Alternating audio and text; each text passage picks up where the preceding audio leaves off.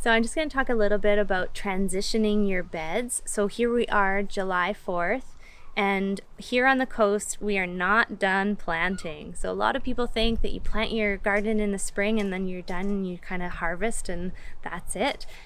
Here on the coast, it's not like that. This is a key time to get your winter vegetables in, your fall vegetables. And so finding space in a small garden can be challenging. So you really want to have that kind of those later crops in mind when you're doing your early spring crop planting.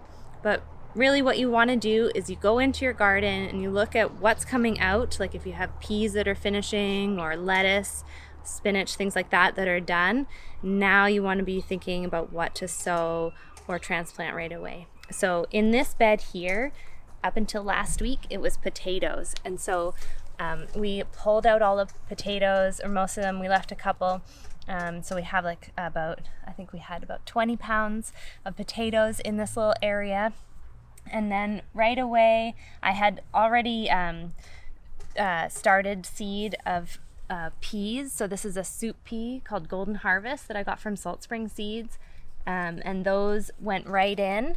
And then also some leeks that I'd had. Leeks are pretty cool. You can start them in the early spring. You can even start leeks now and they'll be ready next year. They take a really long time. But I had them in 4-inch pots and so I put them in this space here. And so they're starting to really take off here. And so we've got the leeks here and the peas here. And then over here, we've got beets. So I actually started these in 4-inch as well, just seeds and transplanted them. And that's okay to do with root crops as long as you make sure that you get them pretty young to transplant so that their roots aren't really affected too much by being in the pots. And so we put them here, and then we use these tray covers to protect from the sun, because that's one thing about when you're planting or seeding in the summertime. You really need to make sure you get the water on there, and then also the shade. And then under this one, nothing's coming up yet. Hopefully they'll come up soon. These are our carrots, and it's really important that carrots don't get too hot.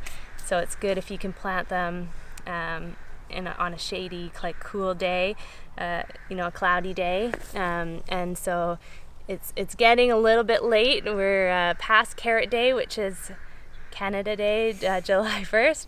But you can still do a couple weeks of carrot seeding right now. So you want to get those in so that they kind of grow and get their energy, become big plants so they can survive through the winter. And then you can harvest.